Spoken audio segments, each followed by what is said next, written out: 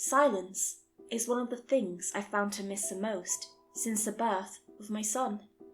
For anyone who has ever dealt with a newborn infant, I am sure you can agree that being able to sit down and enjoy time to yourself in a quiet house is one of the best feelings in the world for a new parent.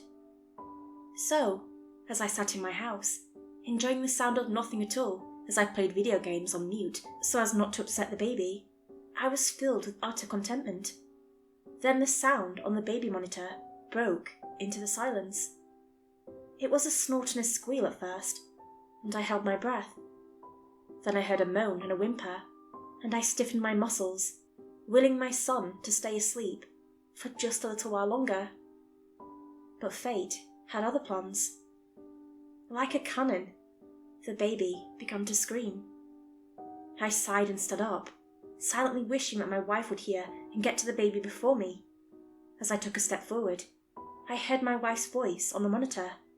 She shushed the baby and began to sing to him as she always does.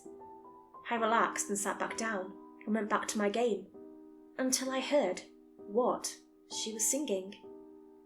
Hush, little baby, don't say a word. Mama's gonna buy you a mockingbird. And if that mockingbird don't sing, Mama's gonna buy you a diamond ring. And if that diamond ring don't shine, Mama's gonna take you and make you mine. And if you do not come with me, Mama's gonna kill your family. I stood back up and crossed the room. What the hell was she singing? I'm not a saint by any stretch of the imagination, but singing a song like that to a baby seemed a bit dark, even for me. I walked down the hallway to the baby's room, and as I did so, something caught the corner of my eye. Standing in the laundry room, moving wet towels to the dryer from the washing machine, was my wife.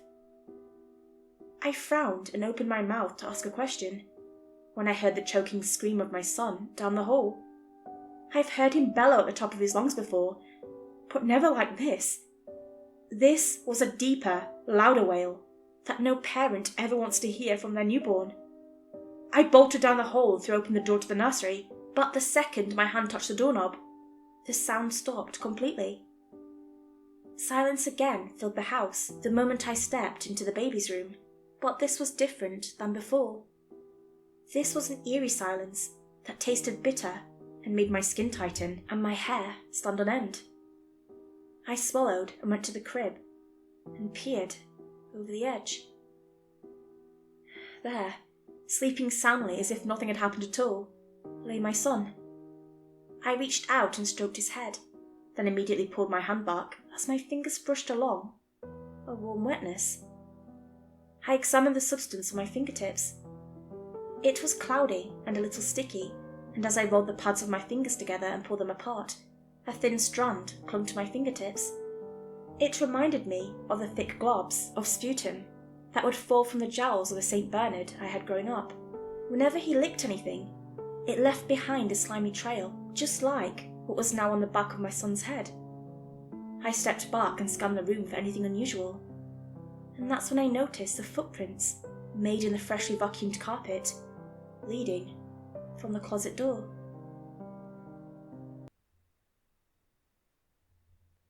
I was doing laundry this afternoon and happened upon a folded piece of paper in my son's pocket. He's 7, and although he's rather bright, he tends to forget the things he puts in his pockets.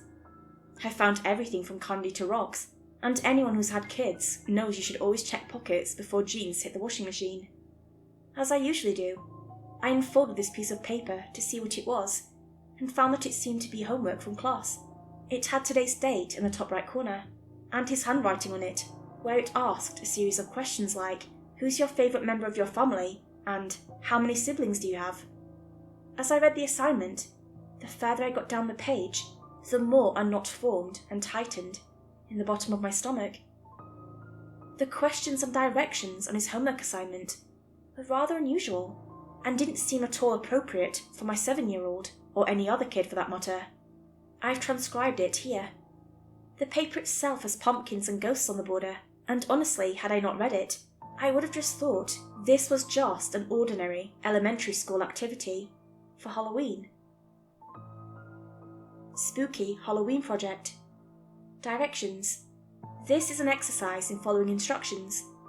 Please follow these directions perfectly to complete and pass this assignment. Do not show this paper to anyone. Write your answers next to the questions below. Question number 1. Who is your favourite member of your family?